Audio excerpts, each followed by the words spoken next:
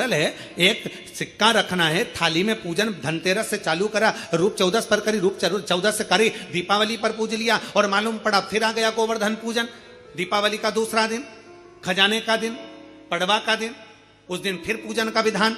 तो हमारा शास्त्र कहता है दूसरे दिन जब पूजन करो, पांटा जैसा कि लगा रहने दो, जैसा कपड़ा बिछा रहने दो, जैसी थाली रखी वैसे रखे रहने दो।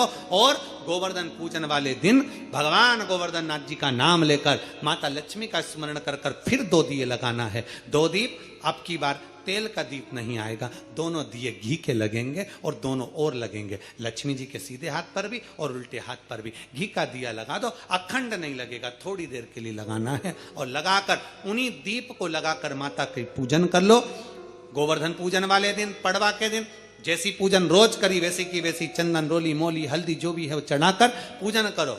केवल एक कमलगट्टा, एक हल्दी की गठान और एक कमरबेल का टुकड़ा समर्पित कर कर भाव से प्रेम से भोग लगाकर आरती कर लो। वही 2 दिए से जो रखे हैं उन्हीं 2 दिए से आरती कर लीजिए और माता को प्रार्थना कर कर अपने घर में रखिए। फिर माता का स्मरण कर कर झोली पसार कर प्रणाम करो, माँ तू कृपा करने वाली। ये सारी पूजन जितने दिन की कर रहे हो सब शाम के समय करिए, प्रदोष काल में शाम के। दीपावली पूजन का मुहूर्त देख लो, रात का हो तो रात का समय देखकर आराम से करो, पर बाकी की जितनी पूजन 4 दिन की सब प्रदोष काल में करो, सब प्रदोष काल। और मां से प्रार्थना कर कर, माता को नमन कर कर भाव से निवेदन कर। और मैंने तेरे ही भरोसे बाबा, तेरे ही भरोसे हवा बिच उड़ती जावांगी बाबा, डोर तो छड़ी नाम कटी जावांगी भोले मैं तेरी। जब हम दिल से बाबा का गुणगान करते हैं, ऐसा बहन और भाई का संबंध होता है। केवल एक ये नहीं कि बहन ने अगर कुछ मांग लिया और भाई ने कुछ दे दिया वहीं तक का संबंध है, तिलक लगवाया और 100-500 का लिफाफा दे दिया वहीं तक का संबंध है, नहीं नहीं। इस दूज का नाम है यम द्वितीया। यम द्वितीया का मतलब है सूर्य नारायण भगवान की धर्म पत्नी माता छाया के गर्भ से जो पुत्र उत्पन्न हुए हैं यम, उनके बाद में जो बहन उत्पन्न हुई हैं यमुना जी। महाराज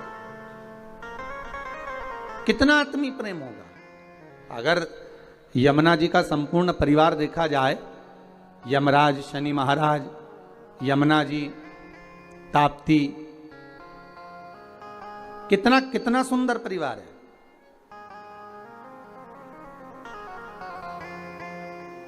एक बार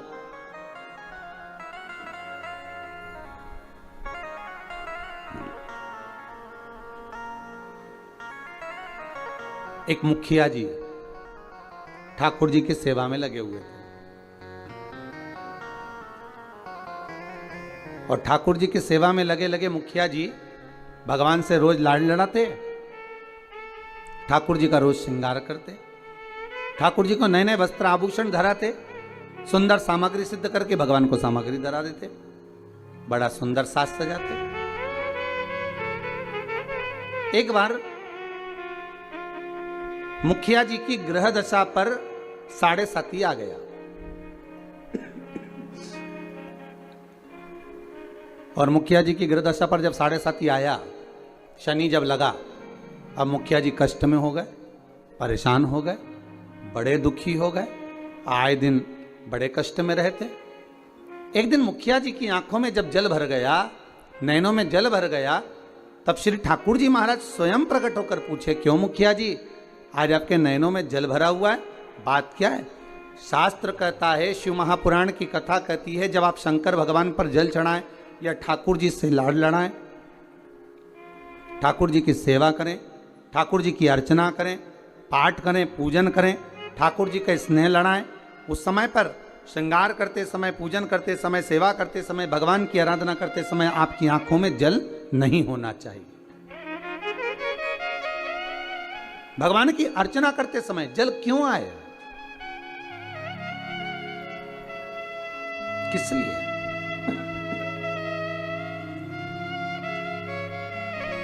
उस जल की महत्वता क्या। और महाराज मुखिया जी बोले, ठाकुर जी समझ में नहीं आ रहा, आज तो शरीर में कष्ट बहुत है और मन में मानसिक टेंशन बहुत है। बाबा बोले, क्यों चिंता करते हो। झारी जी में से यमुना जी को प्रकट करा मेरे ठाकुर जी ने, और यमुना जी को प्रकट कर मेरे ठाकुर जी बोले, यमुना आज आप मुखिया जी जब झारी जी भर रहे थे, आपका श्रृंगार कर रहे थे, ऊपर से वस्त्र ओढ़ा रहे थे, तब आपको मन में है कि आज मुखिया जी के नैनों में जल भरा हुआ है। यमुना जी बोली, ठाकुर मेरे को मालूम है कि आज मुखिया जी के नैनों में जल है, और क्यों है वो भी मैं जानती हूं। जानती हो? हाँ, क्यों जल है? तो कहा, जल होने का केवल एक कारण है कि मेरे भाई शनि की दृष्टि मुखिया जी पे पड़ गई। ओहो, 7.5 वर्ष तक रहेगी।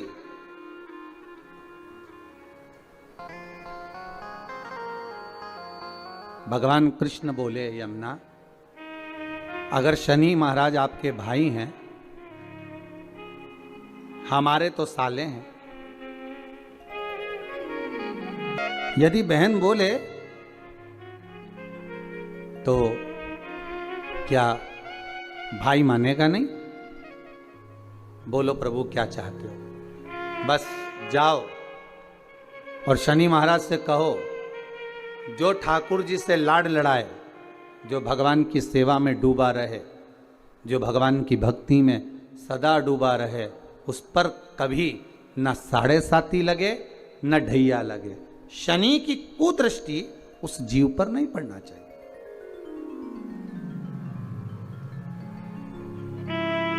उस जीव पर दृष्टि ना पड़े। ठीक है। यमुना मैया पहुंची सबसे पहले शनि महाराज जी के पास में। शनि महाराज जी से कहा, भैया मेरा निवेदन स्वीकार करोगे? क्या बात है बहन? बस मैं चाहती हूं कि जो लाडले की सेवा करे, जो ठाकुर जी की सेवा करे, जो भगवान की भक्ति में डूबा रहे, उस पर आपकी दृष्टि नहीं पड़े। शनि महाराज बोले, नहीं, ऐसा तो हो नहीं सकता।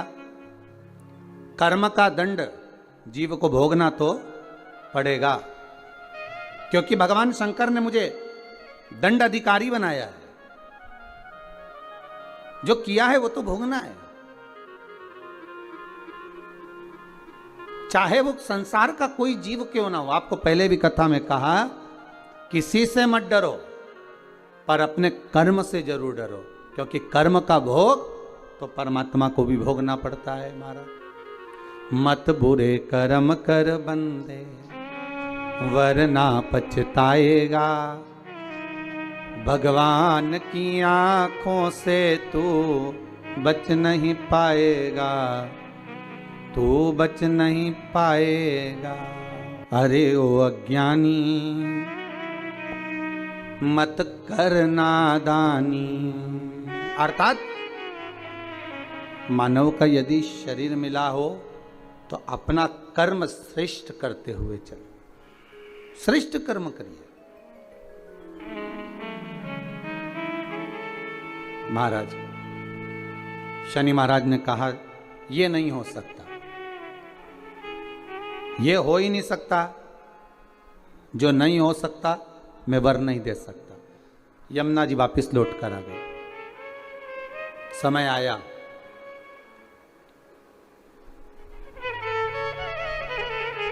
कार्तिक का महीना था। यमुना जी इससे पहले शनि महाराज के पास बारंबार जा चुकी हैं। यमराज के पास भी यमुना जी कई बार जा चुकी है, बार बार विनती कर चुकी है, पर मानते ही नहीं।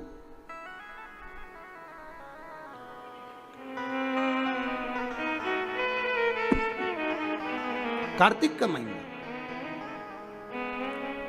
और महाराज द्वितीया तिथि शुक्ल पक्ष की। आज यमुना जी ने बड़ा सुंदर श्रृंगार किया है महाराज, बड़ा सुंदर श्रृंगार। महाराज क्या साज सजाया है मेरी माँ ने।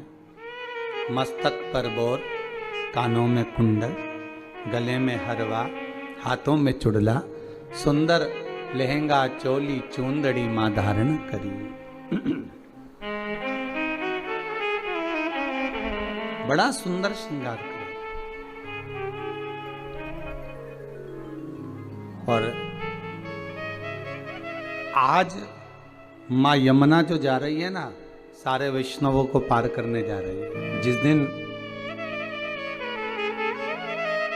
बहन भाई के घर पर जाए या भाई बहन के घर पर आए,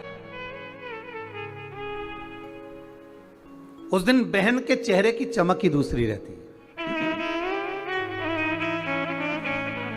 हम भाइयों के चेहरे की चमक तो नहीं कह सकते, पर बहनों के चेहरे की चमक कह सकते हैं कि बहन मायके आए या भाई बहन के घर जाए, इन दोनों में बहन के चेहरे की चमक ही दूसरी होती है।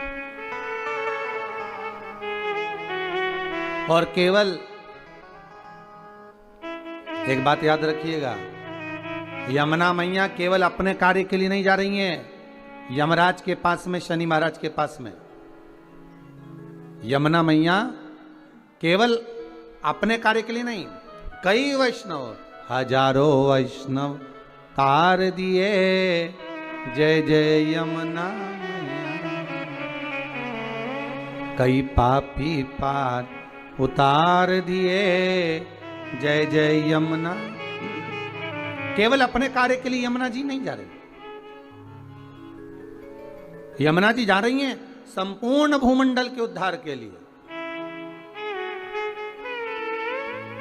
सारे देवी देवता के चरणों का दर्शन अगर आप करेंगे तो सबके चरण एक साथ दर्शन होंगे, पर यमुना जी के चरण का यदि आप कभी दर्शन करेंगे तो यमुना जी का चरण एक आगे एक पीछे है। क्यों? क्योंकि यमुना हर पल, हर घड़ी, हर क्षण दौड़ती हुई नजर आ रही है वैष्णवों को जोड़ने के लिए, भक्तों को जोड़ने के लिए।